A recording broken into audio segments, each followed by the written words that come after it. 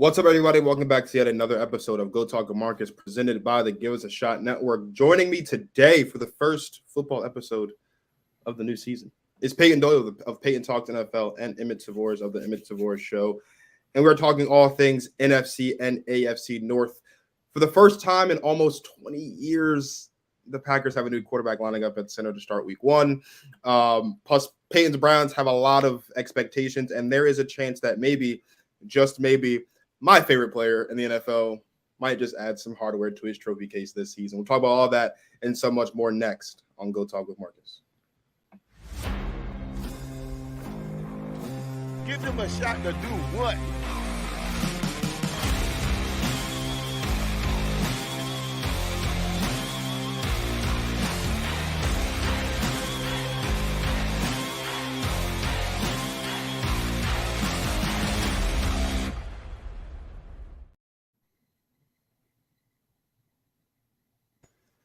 Payton, Emmitt, my two favorite white people. How are you doing? I'm doing pretty good. I feel honored. It's good to be on. We have not talked in a while. Maybe since the Super Bowl. No, the draft. The draft was the last time we spoke. So it's been a bit. What I thought? Yeah, we did a we did a thing because you were trying to pressure me about who I wanted the Packers to pick. I remember that. Yeah. I gotta say, right? I mean this. I didn't think about this until just now. So, like right before Payton came back, right? I got a notification on Instagram that said Payton Talks NFL. Followed you on Instagram, and for a split second, I was like, "Is someone hack Payton?" Like the picture looked too good, and there was no followers and no posts. And I was like, "This is kind of weird," but it's not. It's actual Payton Doyle, which is great. Yes, it is. I love Payton. It's the world of sports is better when Payton is. I really appreciate that. It's not my third time. You could call me like Michael Jordan or Brett Favre because I keep leaving and coming back and leaving and coming back. But at the moment, it is good to be back. So it's always great to have Payton on the show. And there's a lot to talk about.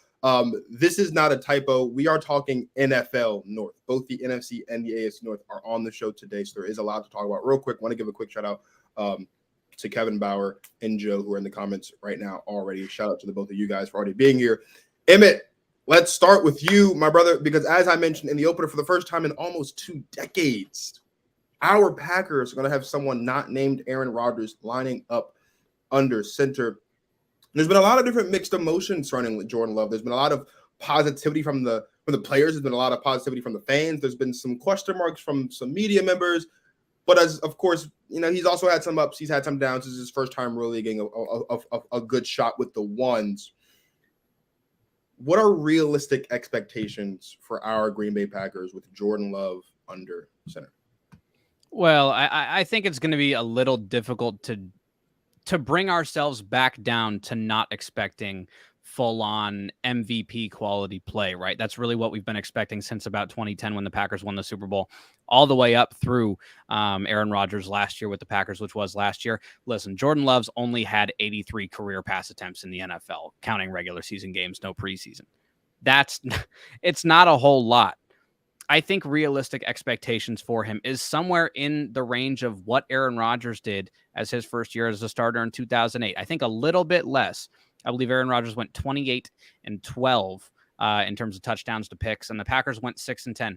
I think if the Packers reach about 7 wins this year, I think you look at this year as maybe not a success, as usually, it is title town, and that's what we should have in terms of expectations for the entire season.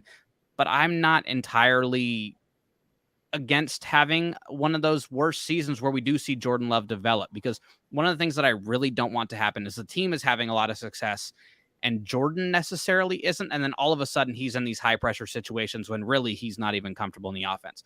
I'm expecting to see a lot of, especially early, confusion. I'm expecting to see a lot of bad reads. I'm expecting some interceptions.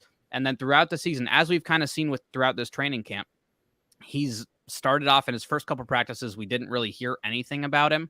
And then as it's gone on, it's like, okay, here's a huge, I think it was a 67-yard touchdown to Christian Watson that he threw. He had another one today.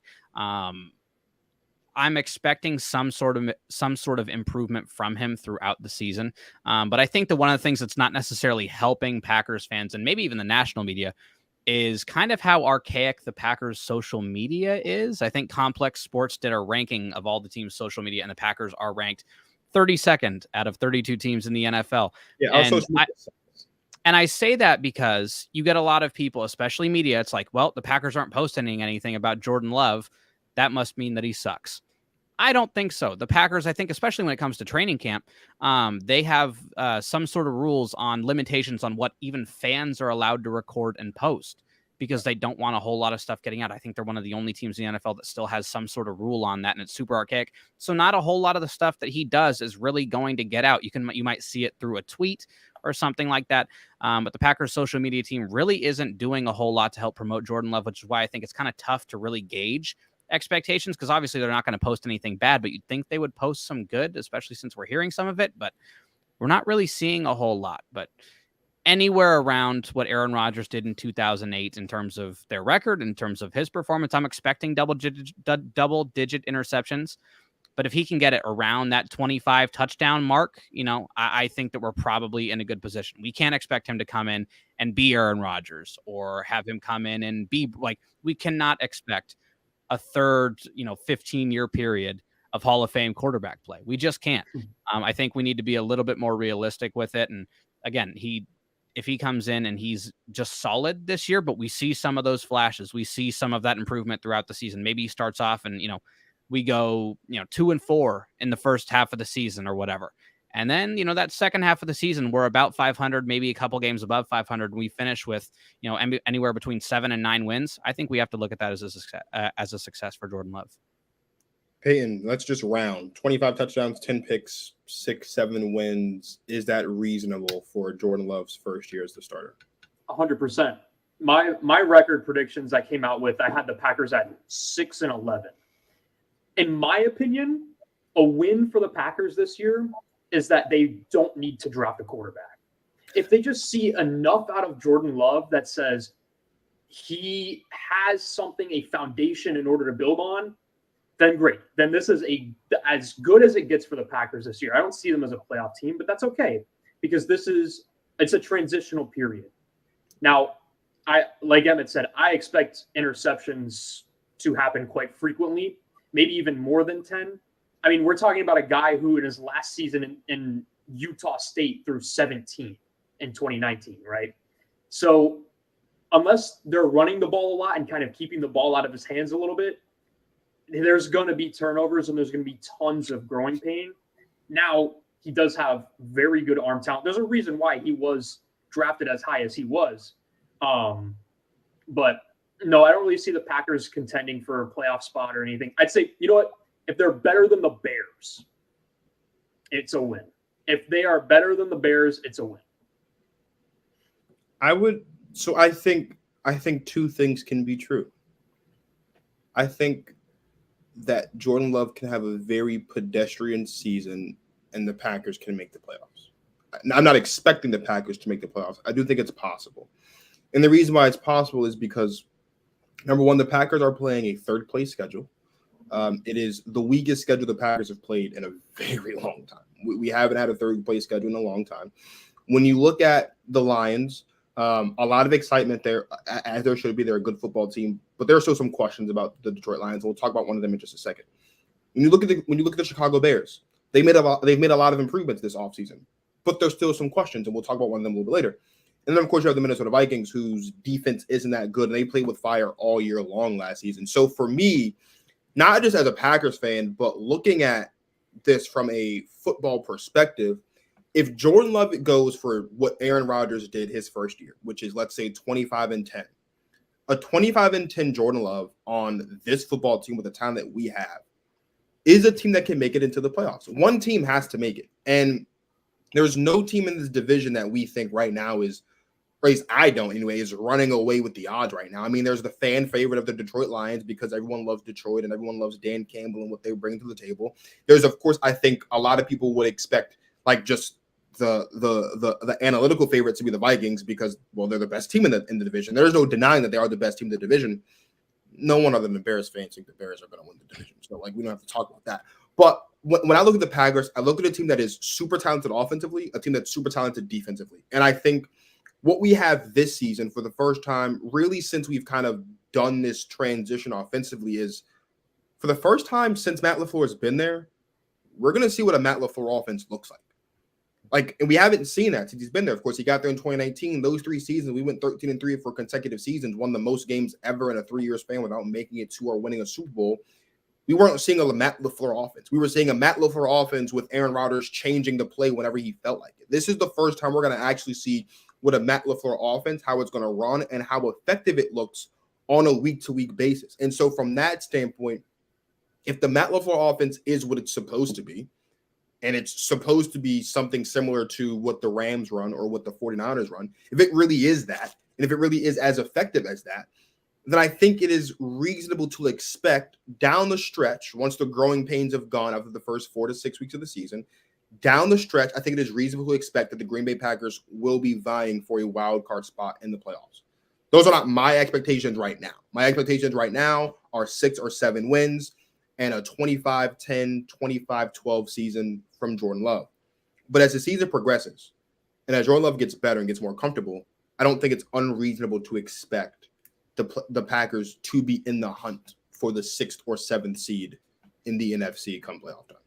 And especially when you take a look right at the last 5 games that they have in the season, they have at the Giants, and I'm not super big on the Giants, so maybe I'm a little bit lower on them than everybody else. But they go Giants, Buccaneers, Panthers, Vikings, who I expect to take a step back. And again, I did not expect the Packers to go out and blow them out in the final week when Aaron Rodgers looked extra pedestrian in that game. And then they faced the Bears at home in the last week of the season. Like, those are 5 very winnable games down the stretch. So if they are, through those growing pains, those are 5 very winnable games that could potentially push them into a wild card spot. And when I think, and I'll speak for Marcus, and you can correct me if I'm wrong, when we say vying for a wild card spot, we're talking about 7 seed. Like, I'm not talking 5 or 6. We're talking 7 seed. We're talking. I mean, they could maybe be the 6th seed depending on how things maybe. go. We're talking like the very last. Yeah, spot. yeah. Just like last year. Exactly. Last, yeah. Very so. last. Yeah. So, maybe again, they get the luck of that schedule, right? Of having that 3rd place schedule, and that helps them sneak into that final wild card spot. But I totally think that both of your guys' expectations are completely reasonable. Like, I'm not expecting a whole lot of winning out of this team, and I don't think that we necessarily should be. See those flashes from the guy you took with one of your high overall picks, the guy that you gave a 1-year extension to early to not have to pick up the player option. Let's see some flashes from that guy. Let's move over to Detroit now, who, again, as I mentioned, are the odds or the fan favorite to win this division because of all the excitement and hard knocks last season. Of course, definitely added some fuel to that fire. The last time we saw the Detroit Lions on an NFL football field, they were sitting the Packers home and keeping them out of the playoffs in Lambeau in the last game of the season. Whatever. Payton, we'll start with you on this one. The Lions, despite all their good stuff, they did field one of, if not the worst defenses in the history of football last season. And so we know what this offense can bring to the table, but can the Lions really live up to those potential division winning expectations if they can't improve defensively? Division winning, yes. I think they did improve defensively just a little bit. I mean, just adding CJ Gardner-Johnson just makes them a little bit better. It gives them a cornerback who can actually play, right? Maybe Jeff Okudah can develop a little bit now that he's not going to be guarding the ones every single time and whatnot, and step up to the plate. What was that? Jeff's in Atlanta and he hurt his leg. Oh my goodness. Well, that was a big blunder. I apologize. Not as bad as the Colin Cowherd blunder we saw the other day on that. Well, yeah, that was atrocious. Yeah, but yeah, basically, I think their defense got a little bit better, but no, they're not good defensively. They're not going to be good defensively. I think it doesn't matter in terms of winning the division because, yes, the Packers have a little bit of a shot, but it's between the Vikings and the Lions, and both of those teams are kind of the same exact thing in which they have a very exciting offense, but a very lackluster defense. So I think in terms of winning the division, it doesn't hurt them a lot. Now, actually making a playoff run, it will end up hurting them quite a bit. And I'm going to agree with you there. I think when it comes to them in the division, I don't know how much it really hurts them outside of probably the 1 or 2 games that they're playing against the Vikings and maybe even the Bears, right? Where that back end is really going to get torched. Because one of the things about Detroit's offense is that although they, put up a bunch of numbers last year, I would kind of make the argument that they don't really have a guy who scares you on offense. Like, yes, Amon-Ra St. Brown I think he's in the bottom or like lower tier of number 1 wide receivers where he's just extremely solid, right? Like he's not a guy who's going to pop off and give you these crazy games, but he's going to be extremely consistent. Whereas like when we talk about them versus like the Vikings, right? The Vikings have Justin Jefferson. They now have TJ Hawkinson, who the Lions decided to trade away in division in the middle of the season. I thought that was kind of wild. But the Lions defense, I don't think that they got that much better. I did, as it's kind of grown on me, their draft has, improved in my eyes a little bit, right? Like we heard afterwards that I think it was like the Buccaneers were looking at taking Jack Campbell if the Lions passed on him. So I think it's a better-ish pick in the first round, although, value. And then they wound up getting Brian Branch, who I thought probably should have been taken at or around the first, at least early second, and they wind up getting him in the middle to late second. So, they did make some improvements there, and I honestly think that Jeff Okudah was a little bit of a liability for him. He couldn't stay healthy. When he was healthy, he wasn't very good. So you kind of, maybe it's that addition by subtraction, but I don't see their defense taking a massive step up unless we see Aiden Hutchinson turn into, what he's supposed to be in the second overall pick. And we see like the second coming of like a TJ Watt, where he's just a game wrecker, or a Myles Garrett, when it's just like, there's nothing we can do to stop them. Like similar to a Micah Parsons, like if he can project himself up into that upper tier of pass rusher, then I think you can see, some sort of defense that could, still not contend for the NFC or anything like that, but, can make a solid run at the division. But I think that's a lot of pressure to be putting on basically one guy. I know that they have they had another rookie last year, James Houston.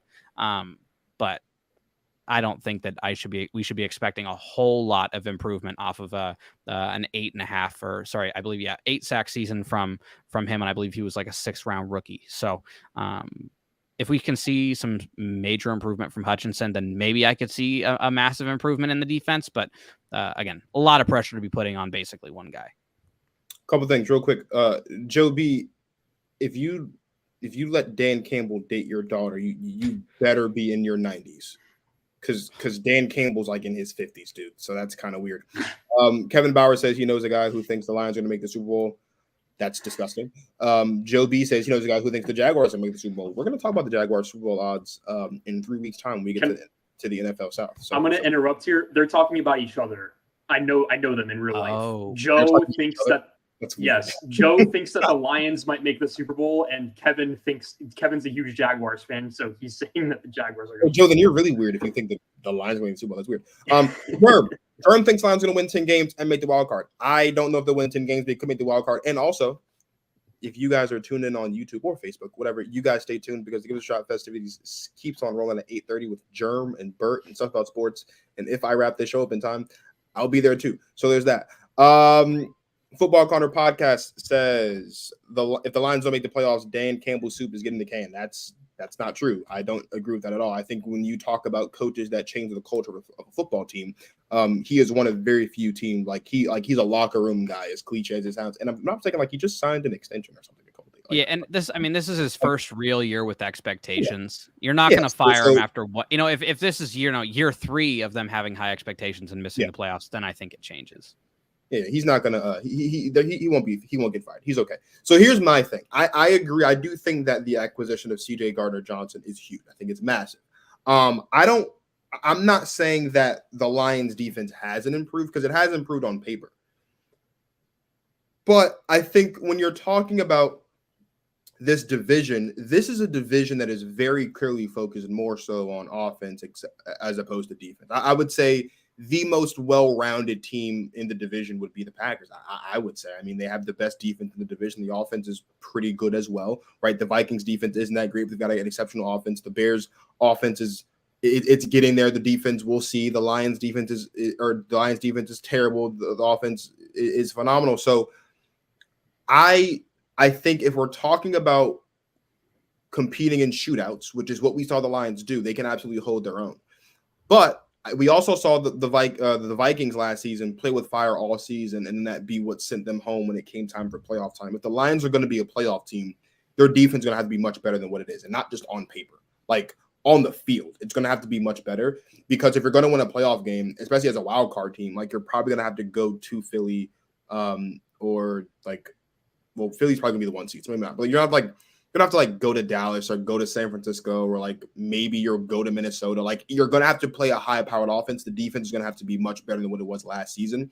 I expect improvement from this defense. I actually expect Aiden Hutchinson to make a jump that we saw Micah Parsons make. Now, Micah Parsons jumped up into arguably top 10 in the league status. I don't think Aiden Hutchinson will do that, but I do think that we can see Aiden Hutchinson jump up into being one of those game records, like a Nick Bosa, like a TJ Watt, and like a Micah Parsons, because the addition of CJ Gardner-Johnson as the anchor of the secondary gives Aiden Hutchinson a bit more freedom to be a little bit more aggressive on the front line, because you know that you have a vet like CJ Gardner-Johnson back there to kind of clean up any mistakes that you make. And I think that's something that went into a lot of that. Like when you look at some of the better pass rushers in the league, like you have your Micah Parsons, well, he's got Trayvon Diggs back there behind him. You look at a guy like a Myles Garrett, he's got Denzel Ward back there behind him. You look at a guy like Nick Bosa, he's got, I'm actually not that big of a fan of the 49ers secondary, so maybe that wasn't. But they've consistently had like guys who are like okay enough. Yeah, you look at a guy like TJ Watt, he's got Minkah Fitzpatrick back there, who's healthy, who when healthy is one of, if not the best safety in football. So, and I can keep going on and on and on. So from that standpoint, you have two of the three key pieces that you need to make this be one of those game-changing defenses. The next step for the Lions, and I would imagine they address this hopefully next season, either in the draft or via trade during the course of this season, or maybe in the offseason, is getting a linebacker. And then you've got an anchor at all three levels. And if the Lions do that, then we're talking about a very dangerous situation out there in Detroit, because I do think that their offense can compete with just about anybody. It's really just about the defense. Speaking of competitive offenses, Emmitt, last year we saw the Philadelphia Eagles trade for a bona fide number one wide receiver, and it led to Jalen Hurts having almost pretty much an MVP caliber season if it weren't for one Pat Mahomes in Kansas City.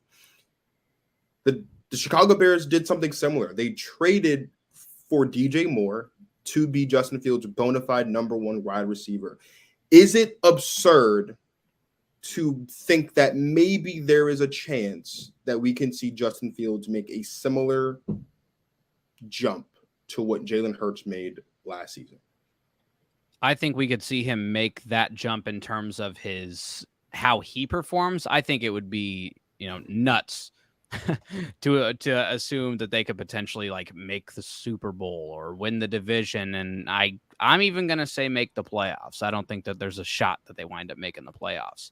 But I do think that Justin Fields has consistently throughout his high school and college career, he's been the second best guy in his class every step of the way. And he's only been second to Trevor Lawrence, who's one of the best quarterback prospects of all time.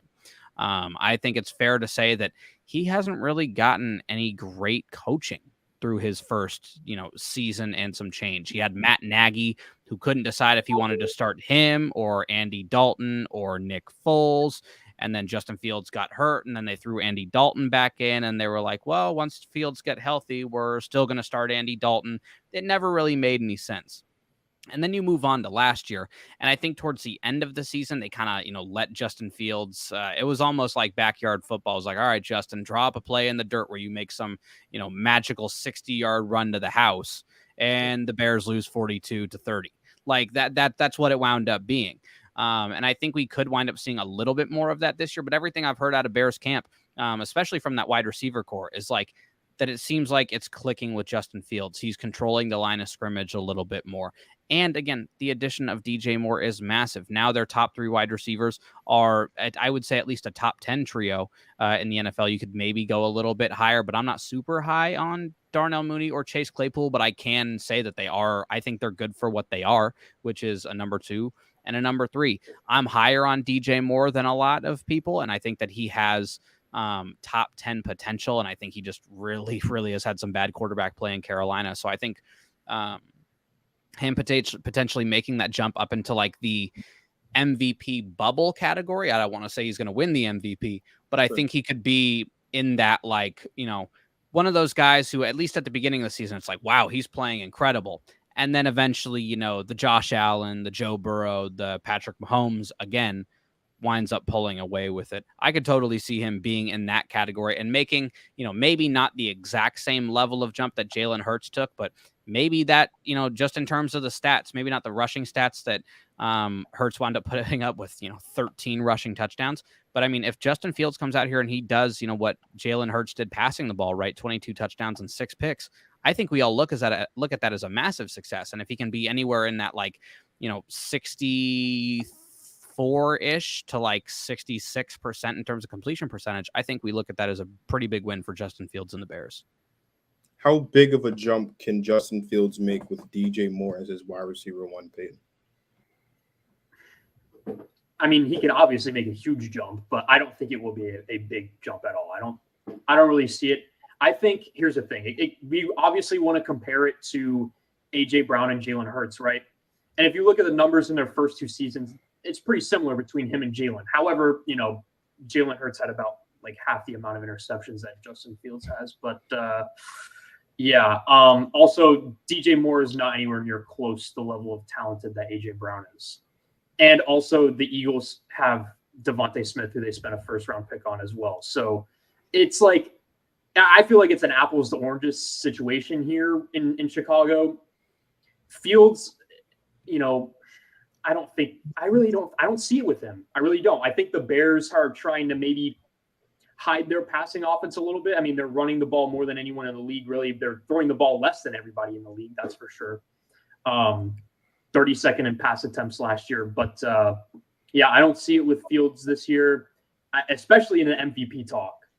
That's no for me. I mean, a lot of people are like, yeah, he could have maybe like a Jalen Hurts last year or like a Lamar Jackson, but that passer rating needs to go up. Those interceptions need to go down. It doesn't even matter how much you throw the ball. It really doesn't. It's about how efficient you are when you do it. And Justin Fields is not efficient when he does throw the football. And to kind of add on to your point just a little bit with the Jalen Hurts and Justin Fields, one of the things that helped Jalen Hurts a lot was that offensive line.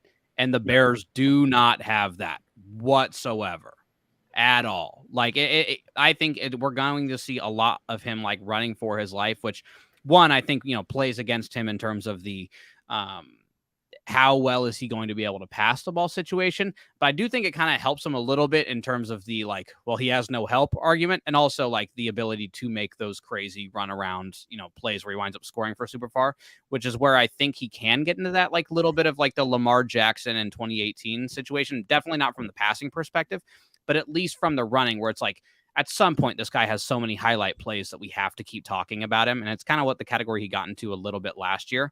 But that offensive line is going to be a major disadvantage for Justin Fields and the Bears and in his development, to be honest. And can I say this too? Justin Fields is not anywhere near close Lamar Jackson or Jalen Hurts as a player. Yeah. I don't think he's very close at all. Lamar Jackson in his MVP season had 2 games where he had a perfect passer rating. He was the best. He was the highest rated passer in the red zone the entire year. And he has been for a very long time. He's a very great quarterback in the red zone, extremely efficient. And he's also putting up the same rushing numbers that Justin Fields is. Now you look at Jalen Hurts. First year wasn't so great. Second year, statistically, throwing the ball wise, it wasn't great, but they made the playoffs. They won enough games to make the playoffs. The Bears were the worst team in football last year. There's a huge gap. And I'm not saying that Justin Fields can never, because I never like to say that. Yes, he can. He's an extremely talented guy. But situationally, it's not the same. And I think play style is not the same either. So I don't think Justin Fields is going to be MVP. I don't. You'll find out who my MVP is in like 30 minutes. But I think we look at this relatively.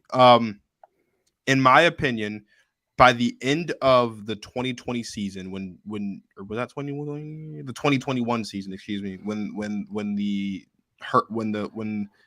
Eagles had lost to the Buccaneers, I was of the impression that Jalen Hurts was a top 15-ish quarterback. Like on the bubble is where I thought that he could be. And of course, by the end of last season, he firmly cemented himself as the fourth best quarterback in football. Maybe third, depending on how you feel about Josh Allen, but he's not better than Joe Burrow. And you can really make an argument that maybe he's not top five, but he's in that 3 to 6 or 7 range. Like he's in there, right? Justin Fields, to me, at the end of last season, is probably the 20th best quarterback in football. If you just if he just improves empirically the way that Justin Fields or Jalen Hurts improved, that would mean that, to me, and I think this, Justin Fields has the potential, if he improves from the efficiency standpoint, like you guys are talking about, that he could be a borderline top 10 quarterback on the season. Not overall, but just we can look at Justin Fields if he becomes more efficient, if he makes better choices with the football, if he utilizes DJ Moore, and if the Bears utilize him and DJ Moore properly, we can look at Justin Fields at the end of the season and say, man, Justin Fields was probably one of the 10 best quarterbacks we saw play football just in the season. I don't think he's going to be a top 10 quarterback by the end of the season because he's got a long ways to go from that, and because like 95% of the guys in the top 10 are just about in Justin Fields' age range, and they're not going anywhere anytime soon. So for me, if Justin Fields plays great ball this year and he is efficient and he does all the things that we kind of talked about as far as the completion percentage and not turning the ball over as much and just being an efficient thrower of the football, despite the O-line, I would like to think that means that Justin Fields makes a really big jump. And I would go as far to say that if Justin Fields can make that much of an improvement and make that big of a jump with a bad O-line, you'd have to think that if he had a better O-line, he would, of course, then even be even better, which is why I think a jump of any kind for Justin Fields, like a massive jump. I don't mean it's like right now Justin Fields is like there's a lot of people still not 100% sure on if Justin Fields is a franchise guy. If Justin Fields by the end of the season is a borderline Pro Bowler, I think that's a massive win for Justin Fields. I think that's a massive win for the Bears. I think that's a step in the right direction. And to me, that is the equivalent of Jalen Hurts going from a Pro Bowler to being arguably one of the best quarterbacks in football. To me, it's about the same. I would say it's comparable. Although I think that going from being a Pro Bowler to being an MVP is more difficult than going from being a franchise guy to a Pro Bowler. But again, that's just me. Yeah, I mean, I just don't understand how your team has the least amount of pass attempts in the entire NFL and you still have double-digit interceptions. It just, like, you know what I mean? You're getting very few opportunities to throw the football and look good, because when you do, you look bad. That's fair. That's fair. Let's talk about the Vikings. And there's only one thing worth talking about on the Minnesota Vikings, and that is that unfortunately, because Devontae Adams decided to leave Green Bay, and then he wanted to go to Vegas, and then Derek Carr had a bad year, and then he had to play with Jarrett Stidham. Unfortunately, Devontae Adams is no longer the best wide receiver in football. It's unfortunate. It's the one thing I was holding on to as a Packers fan. Justin Jefferson is now the best wide receiver in football. I think it's pretty open and shut. And we've had this conversation once before on the running back side of things with Derrick Henry a couple years ago, when it was clear that the Titans were bereft of talent. Now, the Vikings aren't necessarily bereft of talent offensively, Emmitt, but is there like the slightest chance even that for the first time ever, we see a wide receiver go for 2,000 yards courtesy of Justin Jefferson?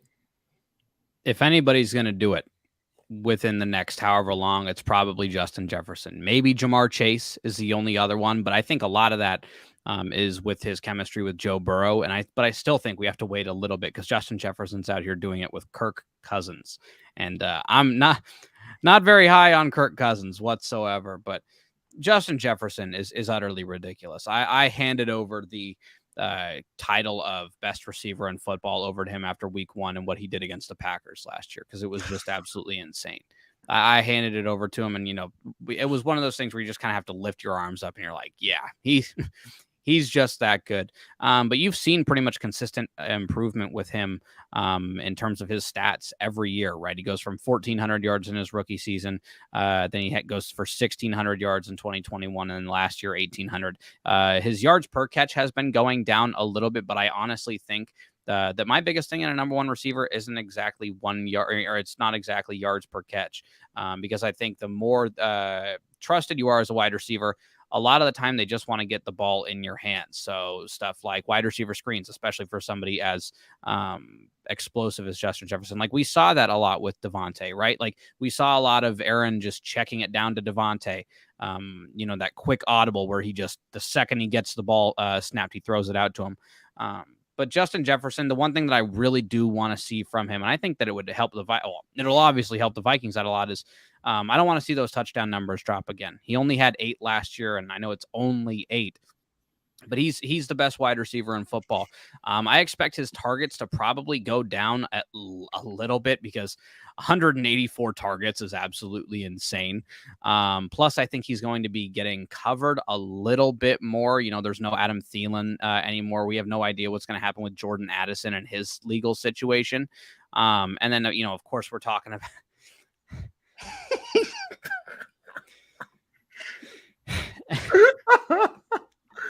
and then TJ Hawkinson could wind up taking some targets away from Justin Jefferson. And then again, once Addison winds up getting back, I think we could see him take a little bit. So, I think we're probably looking more in the 160 range.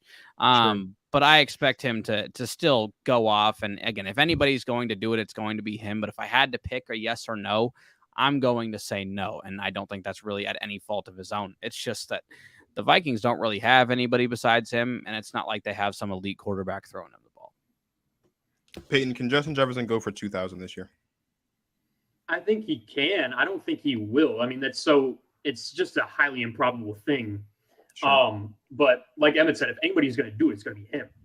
Plus, Kevin O'Connell comes in and he says he's going to make Justin Jefferson Cooper Kupp 2.0 and force feed him the football all the time. And he has, and he's been wide open most of the time. So I know that a lot of people aren't high on Kirk Cousins, but dang, I mean, the amount of separation that he has in this offense is pretty insane sometimes. So it's not like he's making very difficult passes to really get him the ball. It's just the offense is tailored towards setting him up to be their guy, their go-to guy who's basically schemed open on every play. So I think he can get 2,000. I don't think he will. I mean, he had like 1,800 last year, right? So, and that was his first year in the system. So you might say, oh, well, it was his first year in the system. He's going to get better in the system. Or you might say, well, obviously it was his first year in the system and they weren't really actually balanced. They were just trying to force feed their best player the football. I'm inclined to agree. I mean, you look at what Justin Jefferson did last season, like Emmitt said, 184 targets. He caught 128 of those balls for 1,809, and he did have 8 touchdowns. So he's 191 yards short of what would have been a 2,000-yard season last season. And I think the reason why, if it's most likely to be anyone, it will be Justin, but it won't be, is because I think we're going to see TJ Hawkinson used in the offense more in the passing game because they have to, right? Like, they don't have Dalvin Cook anymore. So, like, and this is no disrespect to Alexander Mattison, but they're not going to be turning around and give the ball to Alexander Mattison 15, 12, 13, 14, 15, 16 times a game the way that you would with a Dalvin Cook, which means that TJ Hawkinson is going to be there now to be catching balls off the line of scrimmage because that's what he does. Like, he's one of the best tight ends in football because he's a good pass catcher. You don't draft a guy like Jordan Addison to replace Adam Thielen just to stand out there and look pretty, legal issues or not. He's also going to be out there catching footballs. So one of two things are going to happen this season. Either the Minnesota Vikings are going to try to replicate the explosiveness of the Miami Dolphins offense from last season and succeed, or they're going to try to replicate the explosiveness of the Miami Dolphins from last season by force feeding Justin Jefferson, and they're going to fail. Because of the Minnesota Vikings and because I know how the Minnesota Vikings are, it's more likely they're going to fail than succeed, but that doesn't mean that Justin Jefferson won't still have a good season. I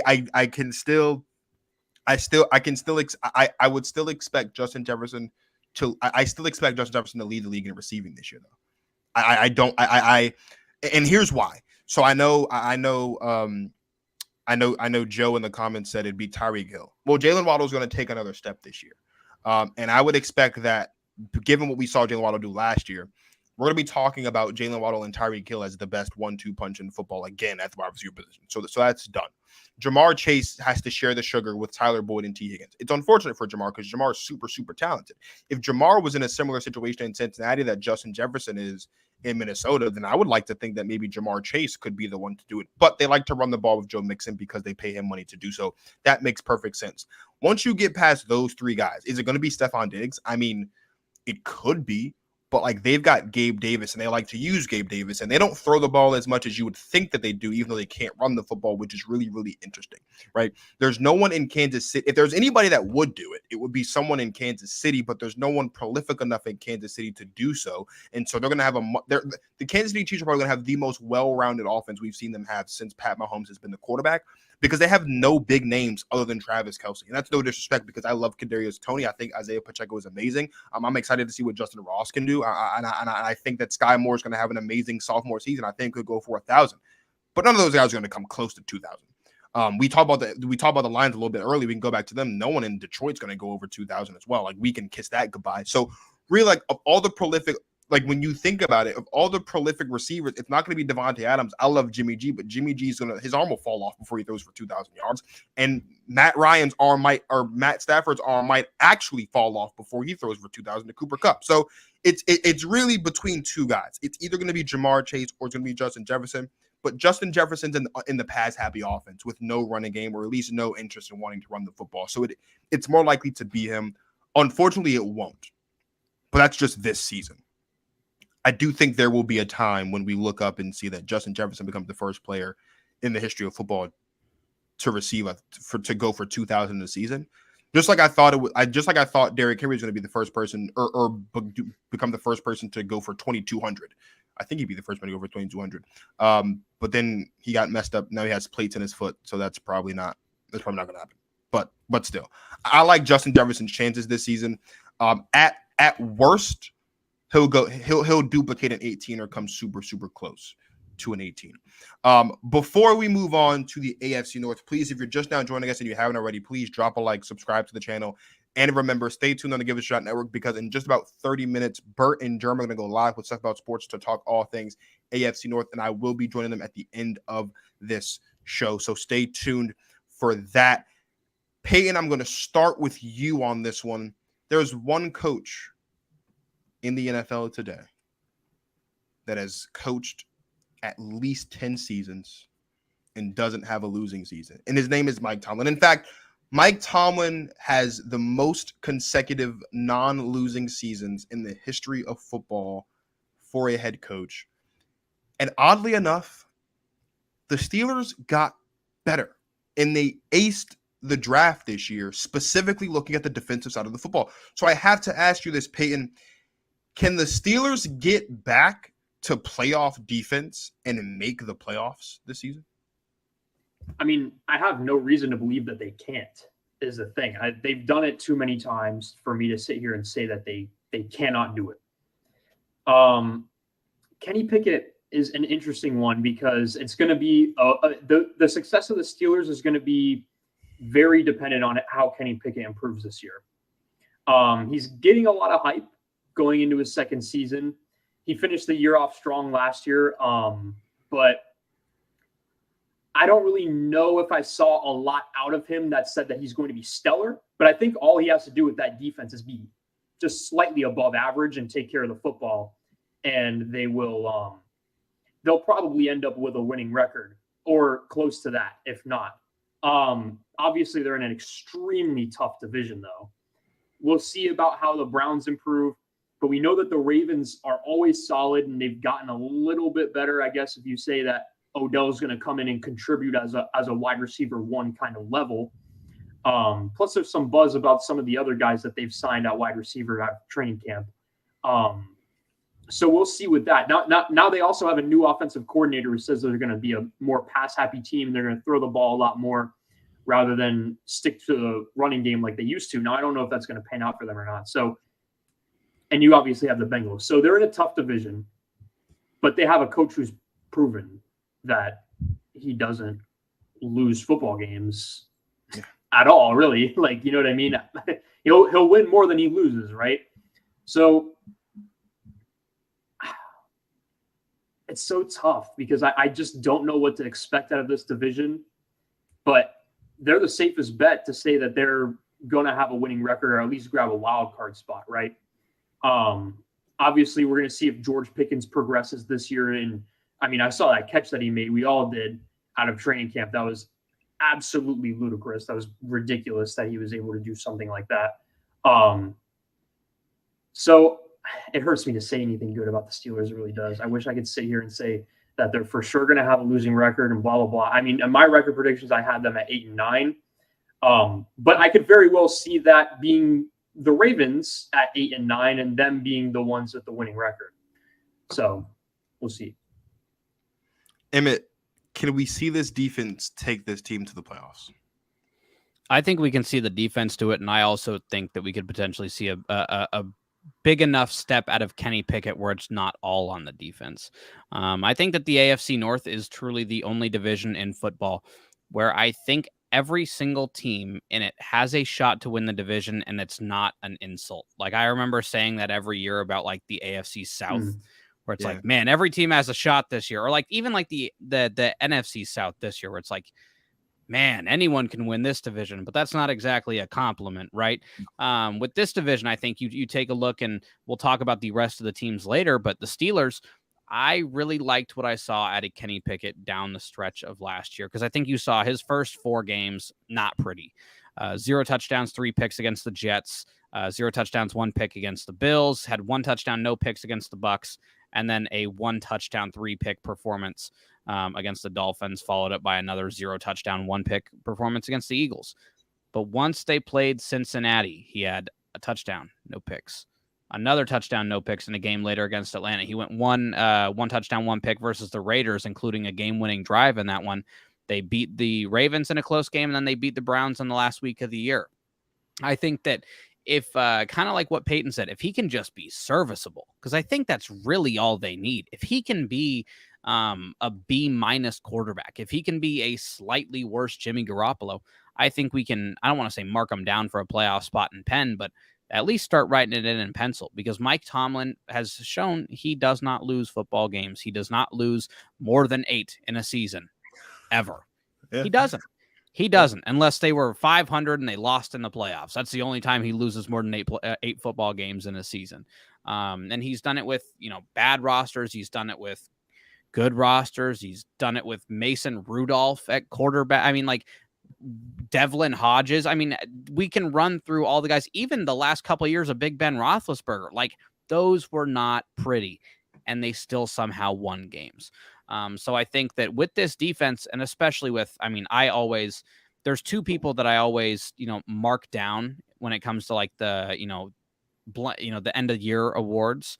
There's 2 people I always mark down. And if I'm wrong, I'm just like, well, that was unlucky. Patrick Mahomes for MVP, as he's the best quarterback in football. He will go down as the best quarterback of all time. And TJ Watt for Defensive Player of the Year. And if I'm wrong, I'm just like, oops, like what else was I supposed to do? And I think if we see another performance out of TJ Watt like we had seen a couple of years ago, because even when their defense, or when he was on the field with that defense, they were extremely solid. They were really good. They were winning low-scoring football games. Like, I think he came back towards the end of the season. I don't remember exactly which game it was, because I believe he suffered an injury pretty early in the season. Was it in the opener versus Cincinnati? That I feel like that sounds about right. I think so. First or second week of the season. But he was a game wrecker. He's been a game wrecker. I think he's probably, he's a top 3 defensive player in all of football in my mind. I'd say he's the 3rd best defensive player in football. Micah Parsons, Myles Garrett ahead of him. The only 2. I think there's no. Well, I actually think that Nick Bosa is better than TJ Watt, and I think that I have TJ Watt ahead of Myles Garrett. Okay. Like all 4 of them. All 4 of them are interchangeable. I mean, they're all, they're all. It's not. It's more like a 3. You're splitting hairs. Yeah, exactly. You're splitting hairs. So I definitely think they could do it. He's the one of the best defensive players in football. And then again, they improved on the back end in the draft. And I think that that's really where they needed a little bit of their help. They also brought in another veteran in their secondary with Patrick Peterson. And how great is he going to be? I don't know. But I think he does provide a veteran president or a veteran presence in what is going to be a pretty young football team. I think the Pittsburgh Steelers are going to make the playoffs. I haven't released my official record predictions yet, but I have the Pittsburgh Steelers as a playoff team. The reason why I haven't released my official record predictions yet is because I'm going to be honest. It's as improbable as it is, right? Somehow, with the way that the tiebreakers are working, every time I go through a schedule simulator, I've yet to find a scenario where all four of these teams aren't in the playoffs. Now, of course, all four of these teams aren't going to make the playoffs, but the Steelers are going to be in the playoffs, and I don't think it's going to be like one of these down the stretch will they won't they things that I think a lot of, like I think Kenny Pickett after the touchdown loss to the Cincinnati Bengals in Week 10, Kenny Pickett started all but one game. And in all the games he started, so we're talking that was 6 games, he lost one of them, and it was the super close game against the Ravens. They lost by 2. If Kenny Pickett plays the back half, like this entire season, the way he played the back half of the season, where he's being efficient with the basketball, what? Where he's being efficient with the football. If he's shooting well, if he's shooting well, yeah, like in that he back can start stretch, hitting that midi. He's gonna be, yeah, if he starts hitting that midi, they're gonna be lights out. So like, here's the thing, right? Like when the 17th game started, we were like, okay, yeah, like it's gonna come from Mike Tomlin. And then what they do the first year we get a 17-game season, they went 8-1. Like Mike Tomlin finds a way to kind of screw us, get 8-1 and make the playoffs. I do think the Steelers are going to make the playoffs, and the reason why is because, again, they did everything they needed to do. They went out there and they drafted a tight end in Darnell Washington. They went out there and they beat up the offensive line. I think we're going to see the best season yet out of Najee Harris. You have George Pickens. You have Deontay Johnson. They got rid of Chase Claypool, which I think Chase Claypool will do much better in Chicago than he ever would have done in Pittsburgh. You have a guy in Kenny Pickett who has the confidence. I think there's no doubt he's going to be the starter. But the most important thing, and of course, as the title of the segment is, it's going to be the defense. Like, when we think about the Pittsburgh Steelers, we think about some of the greatest defensive players to ever step foot on the football field. A majority of those players have stepped foot on the football field for the Pittsburgh Steelers. That's what the steel curtain is. And we watched, especially in that COVID year and the year after, and I said it, like one of the worst, if not the worst defenses we ever saw step foot on a field for the Steelers. This defense is better. And I know we're trying to figure out what Pat Pete's going to be. Patrick Peterson is going to be Patrick Peterson. Not, of course, prime Patrick Peterson because he's not in his prime anymore, but he's still going to be a reliable guy out there as a veteran presence. And that's really what they were missing, is a veteran guy that's been around the block a couple times that can get these young guys to get it together. And if Minkah Fitzpatrick stays healthy, Minkah Fitzpatrick's going to be the key because he's the best safety in football. And you have Minkah Fitzpatrick and you have TJ Watt, both of them healthy at the top of their game. I don't know if there is a team in the league other than the Chiefs that definitively going into a game, I can say their offense can outplay their defense. Like I watched Cincinnati's defense or offense struggle against this defense. I've seen the Baltimore offense struggling against this defense. I've seen Cleveland's offense struggling against this defense. And that's when this defense wasn't what I think it should be this season, which is top 10, maybe borderline top 5 this season. If this is one of the best defenses in football, which is I think it is on paper anyway from a talent perspective, and I think it should be by the end of the season, the Steelers are going to be in the playoffs. And I'm not talking a 7 or 6 seed. Like the Steelers are going to be in the thick of things with winning the division. Like you said, Emmitt, like any one of these 4 teams can win this division, and it's not an insult because each of these 4 teams do something really, really well that the other 3 teams don't do well. For the Pittsburgh Steelers, it's the defense. If they can get back to their roots and play great defense and run the football, which if you are a true Steelers fan, you know that when Mike Tomlin sat down for his press conference, when he first got there, he said, we're going to do 2 things. We're going to play great defense and we're going to run the football. That's all Mike Tomlin ever wants to do. If they can run the football and they can play great defense, we're talking about the Pittsburgh Steelers going back to the playoffs this season with Kenny Pickett as the quarterback, which is crazy because, I mean, Kenny Pickett's not top 20. I don't think so. Like it's like that's what it's going to be. It's probably close, but again, that's not like a great thing. It's not a great thing, but it's close. Like that's what I think it's going to be. So we've gone from one team in Pittsburgh. Let's go to Ohio. And Payton, we've had a conversation about the Browns a couple times about what to expect, what not to expect. A lot of people have kind of given Deshaun Watson a pass because his life hasn't necessarily been the smoothest, and a lot of that is his own doing. Maybe he'll learn to keep his hands to himself. But when you look at Deshaun Watson and the Cleveland Browns this season, what are we to expect from Deshaun? What are we to expect from the Browns? Like, I know we say any one of these teams can win the division, but does that really apply to the Browns, or are we just giving them the benefit of the doubt here? I mean, well, I think if you look at what they've done to that defense, that they've certainly gotten the respect of that. Even if they had a below average quarterback, like we seem to forget, well, last year with Jacoby Brissett, the Browns weren't a slouch team to beat. It was when Watson got there that the Browns looked like a train wreck, right? So I think now that they added Dalvin Tomlinson, they added Zadarius Smith, they got Jim Schwartz. The defense has improved a lot, and they were terrible against the run last year. That's what they need to be better at this year. But out of Deshaun Watson, I can't predict a single thing from Deshaun Watson. I really can't. I will say this. From an objective standpoint, have a hard time believing that given a full offseason with the team, given more time to learn the playbook and get a hold of the offense, that Deshaun Watson, how talented he is going to be a bottom 20 quarterback in the league this year. Like, I don't think he forgot how to play football. I think he still has the talent that he did in Houston. Now, will he be that, almost 5,000 yard guy, single digit interceptions and 38 touchdowns he had? Highest passer rating in the league, right? Highest completion percentage in the league too that year in 2020.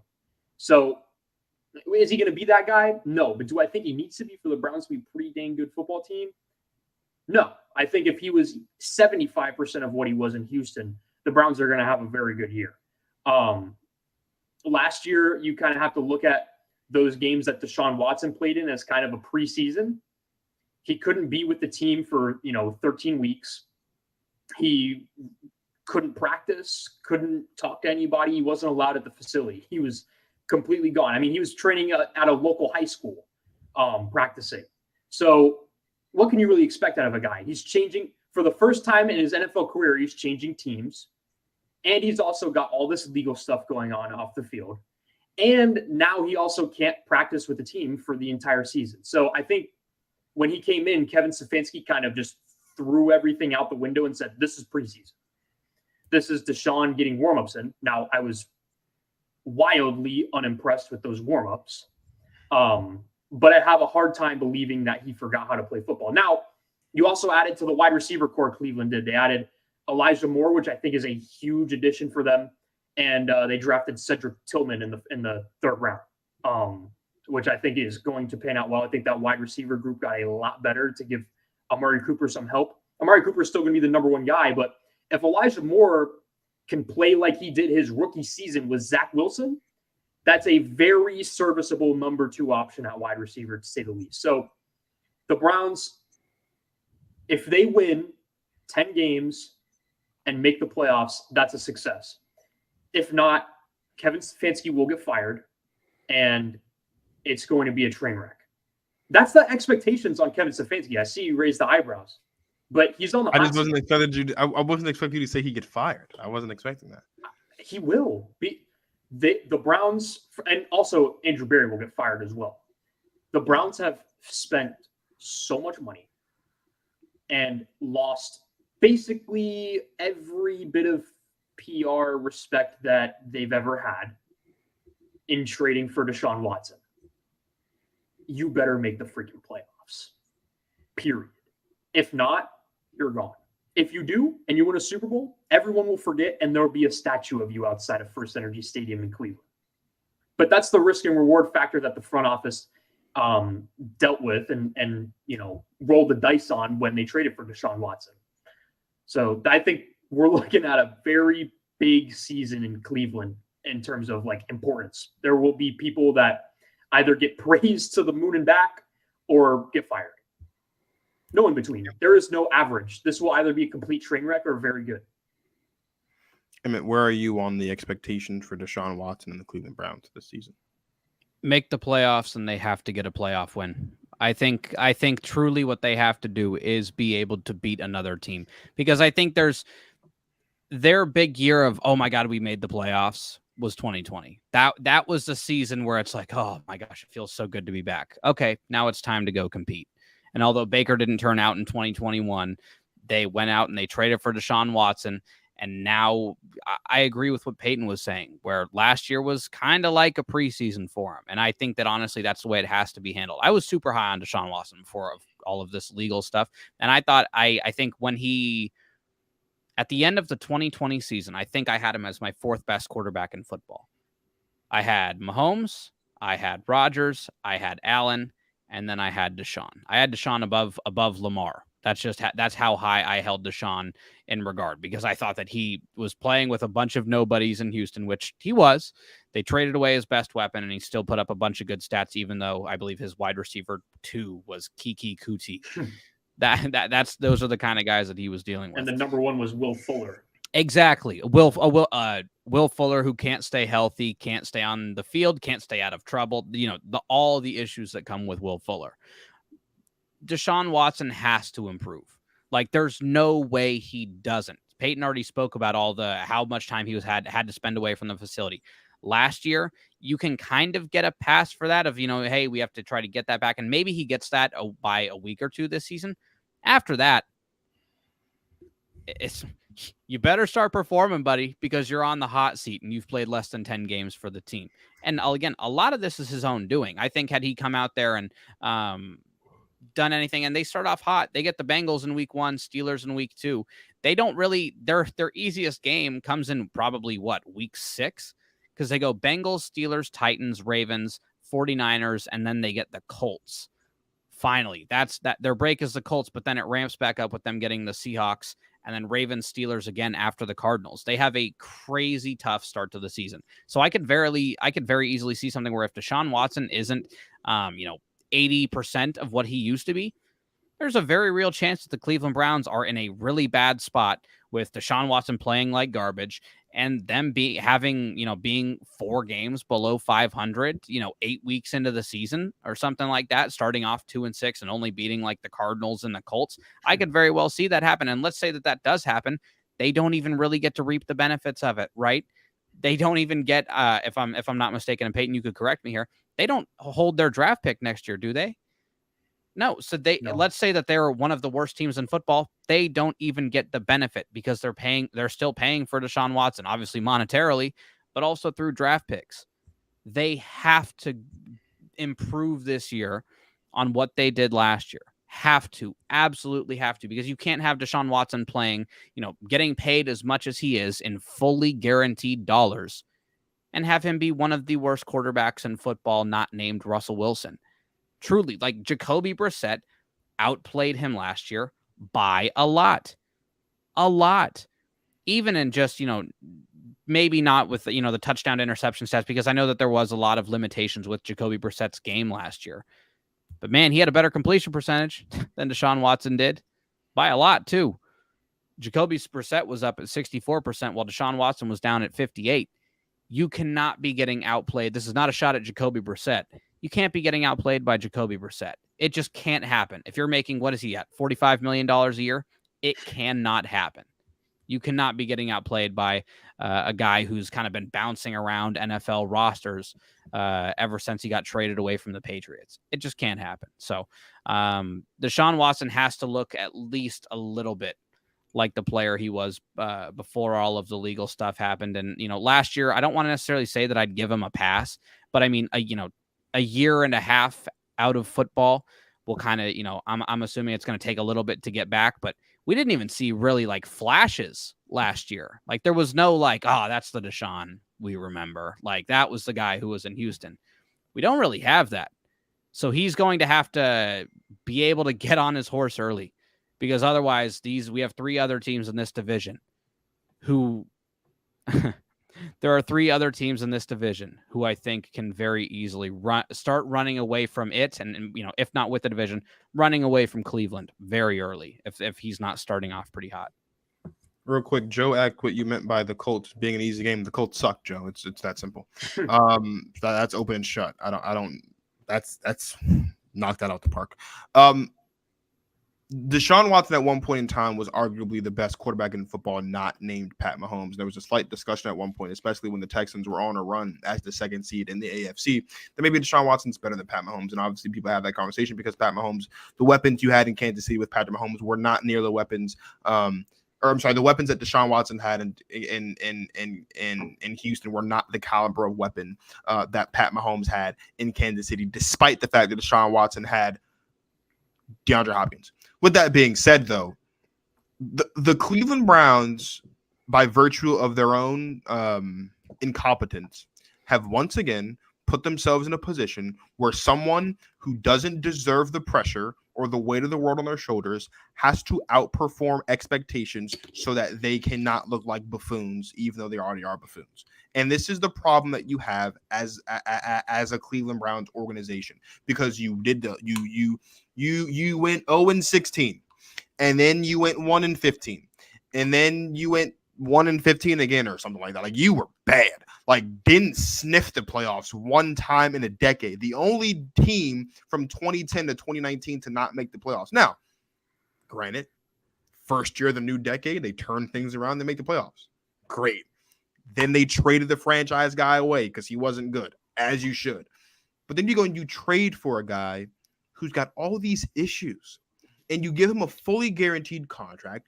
You force every other team in the league to reset the market. You force people to have conversations about whether or not people are trying to blackball Deshaun Watson or blackball, Lamar Jackson because of the contract you gave Deshaun Watson, because you are so desperate for relevance and you're so desperate for success that you're going to go give a guy $230 million guaranteed, and he doesn't deserve $230 million guaranteed.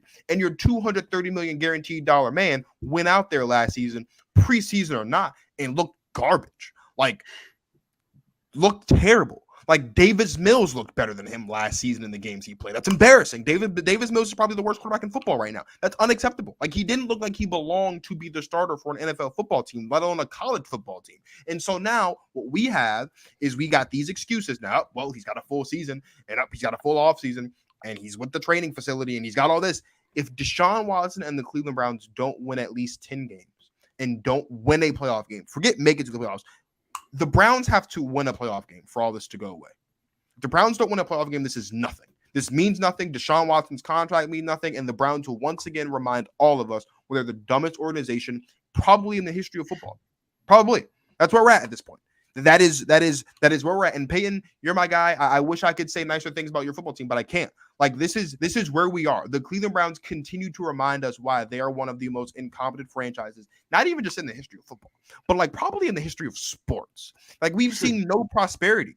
We've seen no prosperity for the Cleveland Browns on this side of JFK. Like, we haven't. It hasn't been good for them. And until they like it, and I, as before all the nonsense, as a fan, like, if this was old Deshaun Watson, we wouldn't be having this conversation. We would be actually talking about whether or not Deshaun Watson can take this team to a Super Bowl this season. But here's the problem. You have to win a playoff game in a conference that has Pat Mahomes, that has Justin Herbert, Josh Allen, Lamar Jackson, Joe Burrow, Aaron Rodgers, Tua Tagovailoa, like Trevor Lawrence. Like, this conference is stacked. It's not even just the division. This conference is stacked. Like, maybe the Broncos, if they get it together. This isn't the NFC. This isn't the NFC where you can win 9 games and sneak in as a division winner. Like, the bar in the AFC probably is going to be at least 10 or 11 games for you to even just have a shot at making the playoffs. And if you can't get that done and you're playing in the toughest division in football, then you're going to have to come up with a really good explanation as to why you paid Deshaun Watson $230 million and every single penny of it is guaranteed. We're going to need a reason for that. And unfortunately, because of their own incompetence, the Browns aren't going to be able to provide us a reason as to why they did that. And that's their problem. Speaking of incompetence, Emmitt, there's another team in this division that swears every year is their year. You'd think they were the Dallas Cowboys. Lamar Jackson just got paid this past season. They went out there, they drafted Zay Flowers, they brought in Odell Beckham Jr. So the question remains now, is the Baltimore Ravens championship window still open? Well, I think it's a tough question to ask because I go back and forth on the Ravens a lot on whether or not was their championship window ever open, because I'm not 100% sure that it ever really was. But then I swing back in the other direction and I'm like, man, I think Nick Wright say this a couple of days ago when he was talking about the Chiefs. He feels like the Ravens are the only team who could survive the Chiefs' A game because of how good they are when it comes to running the football. Not and the team controlling that the beat clock. them 3 times in the last. And they haven't. The Chiefs have not played their A game. Any of those games. It's not Any true. of them. It's not true. When did they play their A game? Emmitt, don't get me started. Don't make me name the time that they played their A game because they didn't. But I go back and forth on the Ravens because I think defensively they're always going to be extremely solid. They are. But a lot of what this team can be is going to be what happens with their offensive scheme, right? Can Lamar, and I'm not even a huge fan of what their wide receiver core is. They have a lot of like talent and names, right? They have 2 first-round wide receivers now playing for them. They have Odell Beckham Jr., who they went out and massively overpaid. They still have Mark Andrews, who I think is in that second tier of tight ends in football. You know, there's Travis Kelce in tier 1, and then George Kittle and probably Mark Andrews in number 2. But I have no idea how they're going to be throwing the football. Obviously, I think getting rid of their offensive coordinator was a very polarizing decision because you had a lot of people who think like, let's just let Lamar air it out. That's really what we need to do, when a lot of the value that he brings to that team is what he does when he's running the football. That's, nobody had a problem with how their offense was when he was winning MVPs. Nobody had a problem with like, they're running the ball too much. Now, all of a sudden, Lamar isn't playing very well. He's gotten hurt at the end of the seasons for 2 or 3 years in a row now. And we're blaming that on the offensive coordinator because if I'm not mistaken, they were in the ball game, in a playoff game with Tyler Huntley. And they very well could have taken the lead on the Bengals there if Tyler Huntley doesn't fumble at the inch line. Like I think we're thinking of a completely different thing if that happens. And now Lamar Jackson is going to be taking up more percentage of the cap because they didn't get this deal done early, and they are going to have to start this contract now, not 2 years from now. They didn't pay him early. They were like, let's franchise tag him. And then now that cap hit starts this year. They're going to have to start paying off all that money. Again, they're overpaying Odell Beckham Jr.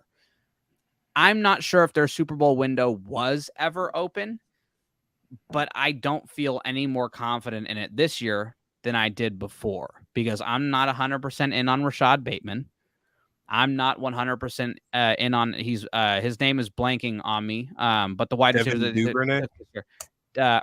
Duvernay, Zay Flowers. They took Zay Flowers. Yeah, I'm not 100% in on their wide receiving core. And I think, we've had a lot of people, it's like, once Lamar gets a wide receiver 1, and then now this year, it's like, they took one in the first round and they got Odell. And it's like, they still don't have a wide receiver 1, but you guys think he does. So then we have to hold your feet to the fire if they don't perform, right? That's our wide receiver, right? If Christian Watson, for us Packer fans, if he stinks, we don't get to at the end of the season be like, well, Jordan Love didn't have a wide receiver 1. We can't do that, right? We thought he was the wide receiver 1. We hyped him up to be that. He wasn't that. We don't get to all of a sudden be like, it's not Jordan Love's fault because he didn't really have a wide receiver. That's kind of how it is going to be with Lamar Jackson this year. They've now spent multiple first-round picks on wide receivers. Hollywood Brown, one of Lamar Jackson's very good friends, was like, yeah, get me out of here. I'm good. Lamar, I love you. I don't want to play with you anymore, though. When was the last time you've ever heard anybody say anything like that? I'm not sure if their Super Bowl window was ever open, but I don't feel any more confident in them this year with a change of scheme, with an addition of wide receiver talent that I'm not even 100% sure that they're going to be able to utilize. Payton, was the window ever open for Baltimore? No. I don't think it was ever open at all. I think that I think in the contrary of what Emmitt said, I think they did have a problem with running the football a little bit too much, because it kind of got to the point where if they fell behind, it was kind of done. Now, I know last year when Lamar was healthy, they were a little bit better about playing from without a lead, right? But I don't think their championship window was ever open. I think they were what they were. They were a solid team. And if they jumped out to a lead, they could probably beat you because they're going to control the clock. But even last year, right? They blew the Dolphins game and they blew the Bills game. Like they had multiple, I think it was 17-point leads in both, and they blew them both. And that's where they should be excelling, right? Yeah. You have the big lead. You're one of the best running teams in football. 1 + 1 = 2, right? Close that game. And they weren't able to do it last year. And I don't think that then throwing the ball is going to be able to help.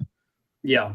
But I also think the backfield has kind of regressed in terms of what we've thought about it. J.K. Dobbins didn't really ever pan out, and none of their guys have really been able to stay healthy. I mean, they had Le'Veon Bell a few years ago now running him out there, and, they've tried a bunch of different guys, to say the least. So I think they brought in a new offensive coordinator because they started to realize that.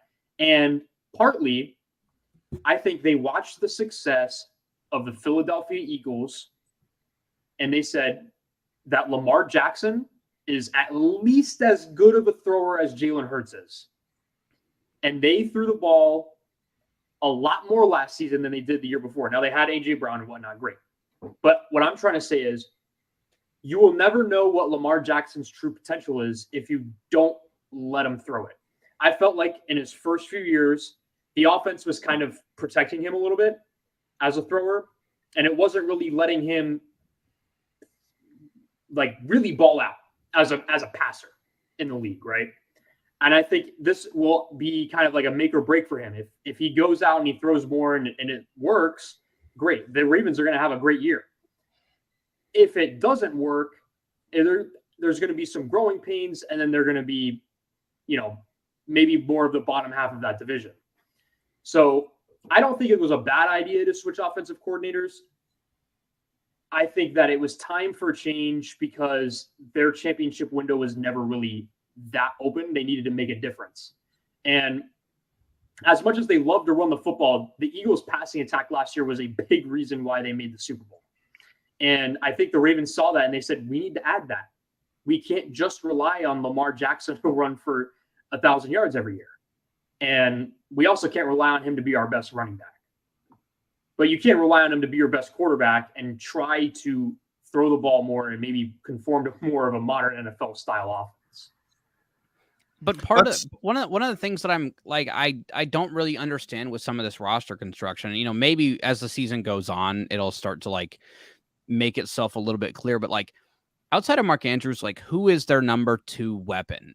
And I'm a little scared with how their roster is built. Let's just, I'm going to just start in the running back room, right? Their top 3 is J.K. Dobbins, Gus Edwards, and Melvin Gordon. J.K. Dobbins has not looked great since he had his knee injury. And then Melvin Gordon can't stop fumbling the football. Then you move to their wide receiving core, and they have a bunch of small guys. And listen, you don't have to have a bunch of, guys who are built 6'3", 6'4", real bulky. But man, their top guys, Rashad Bateman, he's 6'1", he's under 200 pounds. Odell Beckham Jr., he's 30 years old, he's 5'11", he's under 200 pounds. And now you go out and you spend a first-round pick on Zay Flowers, who's 172 pounds. Even Devin Duvernay, small guy. They don't have a big target to throw to. They have a lot of guys who do the exact same thing, but they're all so unproven. But I do like what Payton said there about, if their Super Bowl window truly was never open, let's go change the philosophy. I do think that can play for him. If Lamar winds up taking another step forward as a passer, I think that we can look at that and maybe that does finally open up their Super Bowl window. But I think that there's a lot of him doing that with this wide receiving core scares me a little bit because I don't know where a whole lot of production is going to come from. Let's just run down the list of quarterbacks who have as many or more playoff wins than Lamar Jackson since 2018. This list is funny because I've actually looked at the Blake full Bortles got to be on there, right? Pretty funny. Lamar Jackson has one playoff win since 2018. Now, there's a couple names on here. They haven't started a game, but they played in a game, so they're on here. I will mention who those players are, but I'm going to say their names. Mitchell Trubisky has one playoff win. Phillip Rivers has one playoff win. Nick Foles, his one playoff win obviously was the Super Bowl, if I'm not mistaken, but he has he had that entire run. Yeah. No, he had that entire run. Count. He had they don't count it. They only count the one. But whatever. What? I don't know why. Okay. It only counts the one. All right. Kirk Cousins has a playoff win. John Wolford threw 6 passes on the Rams playoff run a couple seasons ago, but he's on here, but it doesn't count, obviously. Baker Mayfield has a playoff win. Trevor Lawrence obviously has a playoff win. Daniel Jones has a playoff win. Dak Prescott, the guy who everyone says can't win a playoff game, he's got 2. Drew Brees has 2 playoff wins. Ryan Tannehill has 2. Aaron Rodgers has 2. Jalen Hurts has 2, both of which came this season. Brock Purdy has 2, both of which came this season. Jared Goff has 3. Josh Allen has 4. Jimmy G has 4, and he's the king of mediocrity. Matt Stafford has 4. Joe Burrow has 5. Brady has 8. And, of course, Pat Mahomes leads everybody with 11. When you are a former MVP and you have one playoff win, I don't want to hear about what you don't have around you. I want to know what you don't have in you as the reason why you have a playoff win and you keep getting a pass. We refuse to give the Dallas Cowboys a pass for not having made it to a conference championship in 27 years. We refuse to give Aaron Rodgers a pass because he's this all-time great player and he's been to the one Super Bowl. We didn't want to give Russell Wilson a pass in Seattle because he was this super great quarterback and they had that run in the early 2010s and then nothing ever come of it. Like we're so hard on Josh Allen, yet Josh Allen's actually played in a conference championship game. And we're so hard on Justin Herbert, but Justin Herbert, why he doesn't have a playoff win? Like, well, Lamar has one. Like when Mitchell Trubisky has the same amount of playoff wins as you do, and Mitchell Trubisky hasn't been a starting quarterback in almost 5 years, that's a problem. Like it's a problem. And what we need to stop doing with Lamar Jackson, the Baltimore Ravens, is we need to stop pointing to everyone else. We need to stop pointing at Devin Duvernay and Rashad Bateman and Odell Beckham Jr. and Zay Flowers and Hollywood Brown and all these other guys. And we need to look at the guy under center because the guy under center isn't getting the job done. Because there's people out there who say the quarterback wins aren't a QB stat. And if wins aren't a QB stat for Jimmy G, it's those same people who say, oh, well, wins are a QB stat for Justin Herbert. So either they're a QB stat or they're not. Me, I think wins are a QB stat. If you're a former MVP and you have one playoff win and you just got paid all this money and you don't win a playoff game this season, that's a problem. Because here's the thing. The Bills are better than the Ravens. The Bengals are better than the Ravens. The Chiefs are better than the Ravens. I would argue that the Jets are better than the Ravens. I think there's a strong argument to be made that maybe the Chargers will be better than the Ravens this season, as will the Dolphins. So if I'm the Baltimore Ravens, you're going to sit here and tell me that there's a reason to justify why Lamar Jackson got paid. Sure, you can't win games without Lamar Jackson. Well, we just watched the Baltimore Ravens almost beat the Cincinnati Bengals in Cincinnati in a playoff game. So regardless of how inefficient Tyler Huntley may have been, the fact of the matter is if he doesn't stretch the ball over that 1-inch line the way that he did and it doesn't get ran back the other way for a touchdown, we're talking about Tyler Huntley also being on the list of quarterbacks who have not only won a playoff game since 2018, but have won a playoff game more recently than 2018. Brock Purdy, who was the last pick in the 2022 NFL draft, has more playoff wins than Lamar Jackson. That's a problem. Like, if it's a problem that Dak Prescott has 2 in 5 attempts, it should be a problem that Lamar Jackson has 1 in 3. It should be. And if it's not, then you're moving the goalpost and you're not being real about what the reality of the situation is. Here's the reality of the situation. I agree with the both of you. The window was never open. What we did was we convinced ourselves that Lamar Jackson was so box office that the reason why he wasn't winning playoff games is because he didn't have weapons. And if he had weapons, he'd be able to compete with the Kansas City Chiefs. Well, wouldn't you know that the same weapons that Lamar Jackson didn't have are the same weapons that Lamar Jackson didn't have when he beat the Kansas City Chiefs in the regular season just a couple of years ago? So he had enough weapons to beat the Kansas City Chiefs in a regular season game, but not enough weapons to beat the Kansas City Chiefs in a playoff game. Oh, wait, he never won enough playoff games to even get to see the Kansas City Chiefs in a playoff game. That's a problem. Like the AFC playoffs have become the Arrowhead Invitational. How many times has Lamar Jackson been to Arrowhead in the playoffs? Zero. His one playoff win is against Phillip Rivers. We haven't seen Phillip Rivers play a football game in 4 years. Phillip Rivers has had more kids since he's retired than Lamar Jackson has won a playoff game. Like that's that's a problem. And I understand that he's a former MVP, but again, if this is the standard, if you're going to sit here and tell me that Dak Prescott's not top 10, if you're going to sit me and tell me that some of these other guys aren't top 10, but you're going to tell me that Lamar Jackson is, you're going to tell me, oh, the system's holding Lamar back. But it's the same system where he won MVP. It's the same system that he was bereft of weapons, but still found a way to beat the unbeatable, at the time, Kansas City Chiefs. Make up your mind. You can't have it both ways. And so this is how I look at it.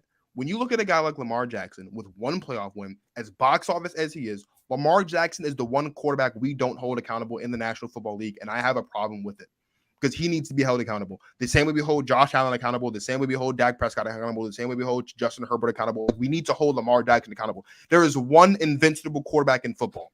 His name is Patrick Mahomes. He plays for the Kansas City Chiefs. He wears number 15, and if he dies today, he's a Hall of Famer. Lamar Jackson, if he never plays football again, is not a Hall of Famer. Lamar Jackson, if he never plays again, is not going into Baltimore's Ring of Honor. If Lamar Jackson never plays football again, the Baltimore Ravens are going to be where they were before he got there, which is a slightly above average football team that might make the playoffs, but needs a lot of luck to make it to and win a Super Bowl. I mean, like currently, I hate to say this, but I mean, man, I don't think when it comes to where Lamar like ranks in terms of, like you spoke about Hall of Fame, like he's not better than Cam Newton was, right? Like Cam Newton at least had a run, right? Like he made it to a Super Bowl. Grant did not perform super well in that Super Bowl. However, he won league MVP just like Lamar. He had more playoff wins than Lamar, even if it was just in that one run. Lamar has to show something. And now with how long it took for him to get his contract, and I do have some sympathy for it because it's like the Ravens weren't willing to pay him for a super long time. Why should they? Why? What has he done? Why should they? Why should they? Well, he's won an MVP, and I think he's a top 10 quarterback, and top 10 quarterbacks get paid. Top Daniel 10 quarterbacks Jones win. just got Top 10 quarterbers win playoff games. You know why Daniel Jones got paid? Because he won again, you were okay. He beat Kirk Cousins. Let's not playoff game. Let's not get the quarterback because again, you're a quarterback wins guy. It's a road playoff game where they're pumping in crowd noise. Daniel Jones also had a career year this year, though, Emmitt. Like that's the best year he had all season. Okay, all right. It's the best year he had since it was last season. Not Daniel Jones' best season of his career. He was playing with training wheels on. What are we talking about? It was his best season, though. It was still the best season of his career, though. Yeah. Okay. When you have a career year, you get paid. Man, I can't believe my kid got his best grade in kindergarten. I mean, that's what we're talking about when it comes to we're not. We're talking. What do you mean? Yes, it is. Oh my gosh. Oh, Emmitt, either way. Show some love to DJ, man. Either way, my point is Lamar Jackson has to start winning playoff games. Yeah. I think we all agree on that. Yeah, exactly. We are at the point. I don't want to speak for you guys. I am at the point where I don't care what Lamar Jackson does weeks 1 through 18. I care about what Lamar Jackson does in December and January, and if I can see him play football in the one game that's played in February. That's really what it comes down to at this point. I'm at that point. And I feel like we've gotten to this point again with Lamar where because he's so great at what he does that there's a lot of people out there that don't want to, again, hold Lamar accountable. You have one playoff win in 3 attempts. Brock Purdy has 2. He won both of them last year. Jalen Hurts has 2. He won both of them last year. Dak Prescott has 2. Like Trevor Lawrence has 1. He's played in 2 playoff games. He has 1 win. I can't sit here and continue to say, oh, it's because he didn't have any help. He didn't have any weapons. Because the team he had no weapons on beat Kansas City. And if you can beat Kansas City with no weapons, you can beat anybody else with no weapons because Kansas City's been the best team in football for the past 5 years. So that's all I got to say. We are slowly running out of time, but there is one more thing we want to talk about, so we're going to make this as quick as possible. Payton, will start with you. No, Joe Burrow is not the best quarterback in football, and no, the Bengals are not the best quarterback in football, but if there's one guy not named Pat Mahomes that can win MVP this season, I think it's Joe Burrow. On a scale of 1 to 10, Payton, how likely is it that Joe Burrow walks out of this season as the MVP? I would say probably like a 7 or an 8. I think there's going to be a ton of guys putting up huge numbers this year. We've spoken about the quarterback talent, especially in the AFC. It's going to be ridiculous. I think my top 3 for MVP, I picked Burrow, and this is for guys who aren't Patrick Mahomes. I picked Burrow, and I picked Tua, because I think the Dolphins' offense is going to be electric this year, and if he plays all 17, he's going to have a chance to put up some huge numbers. But if I was a betting man and I was safe and I couldn't bet on Patrick Mahomes, probably be Burrow. He's the second best quarterback in the league, and he's in an offense that's pretty stacked. Now, I don't know if he's going to play week 1, which might hurt him, but I feel like it's for the MVP race, missing games down the stretch is worse than missing games in the beginning of the year. Yeah. So I think that probably won't end up playing a factor in terms of his MVP performance, but it does take a game away of stats. And we know that with the MVP, that stats are a big deal when it comes to that. So he's in the offense. He's in the right situation in order to be able to do it. And I would say it's definitely possible. I would put him in my top 3 candidates. So I think you said it perfectly. He's the number 1 guy if we don't count Patrick Mahomes. It's him. And for me, I try my best not to be a Packers homer. But Aaron Rodgers has to be in there. I think because one of the very important things with the MVP, along with stats, is narrative. He won the 2020 MVP, 1, because he was extremely good. 2, it was a really sweet narrative. Man, they took his replacement. They did all this. Plus, again, I'm also a lot higher on the Jets' weapons. Garrett Wilson specifically, than a lot of other people. So I think he's in there. I don't think he has a better shot than Burrow or a better shot than maybe a guy like a Josh Allen. But Burrow, I think I'm going to match you with like 7 or 8 if we're not counting if we're not counting Patrick Mahomes. He has as good of a shot as anybody not wearing 15 for the Chiefs. When Joe Burrow and the Kansas City Chiefs play each other, I said it like that on purpose because that's what this is. When Joe Burrow and the Kansas City Chiefs play each other on New Year's Eve, the winner of that game is going to win MVP. Probably. Joe Burrow's going to beat the Chiefs again, and Joe Burrow's going to be the MVP. I really, really like. I wish I could come out here and give you some nice stats. I wish I could kind of be analytical here, but I can't because it's Joseph Lee Burrow. And when you're talking about Joseph Lee Burrow, what you're talking about is the only guy in the NFL to have multiple wins over Pat Mahomes. He doesn't just have multiple wins over Patrick Mahomes. He has 3 wins over Patrick Mahomes, and it's incredible. It's a beautiful thing to see. Joe Burrow is indeed Patrick Mahomes' father, and because I'm not affiliated with the Bengals in no way, that is not bulletin board material for the Kansas City Chiefs, and I'm perfectly fine with that. So if I had to put it on a scale of 1 to 10, I'm not going to say 10 because nothing in life is guaranteed, but I will say 9.5 because respect to Jalen Hurts, he's not going to be better than Joe Burrow this season. And when we get to the NFC East episode next week, I'll explain more about why. I think the only other player in that conversation from the quarterback standpoint, I think you can throw a guy like Aaron Rodgers in there, sure, but I think the Jets would have to win the division for Aaron Rodgers to be MVP. I think when you look at a guy like Josh Allen, like the media is getting sick of Josh Allen. Like it's put up or shut up time for the Bills, and we'll talk more about that again next week on the NFL East episode. The only other quarterback I can think of all the time I had that I would even entertain putting in the conversation is Trevor Lawrence, but he's not there just yet. I'm going to give him another year, and then he's in the MVP conversation. But Joe Burrow, I would say, even if you would include Pat Mahomes, I would say Joe Burrow should be the odds-on favorite to win the award because I don't. And this isn't me like disrespecting Pat Mahomes. This isn't me like trying to take anything away from Pat. But even if you look at Pat and the Chiefs, like Joe Burrow, I think is just going to have a better year. I think we're just going to see a better year from Joe than we see from Pat. And so for me, include Mahomes, don't include Mahomes. If there's a guy I'm betting on, and I will before the season starts, to win MVP, it's going to be Joe Burrow. I'm not going to put like a bit. I'm going to put like $5 on it. Nothing too crazy. Really quick before we go and get out of here, and I run across the hall to stuff about sports. Payton and then Emmitt, please let everybody know where they can find you guys in all of your content. Well, you could find me mainly on YouTube and Instagram at Payton Talks NFL. I have returned to making content. I'm mainly focusing on my YouTube right now, though, so I would definitely go check that out and subscribe to that. But after you subscribe, you give us a shot, and Emmitt as well, because these two guys are brilliant. And Give Us a Shot Network is pretty great. I like what they're doing. I like their content. I've been following it for quite a while now. So I really appreciate you guys. It was a great show, and please show them the love.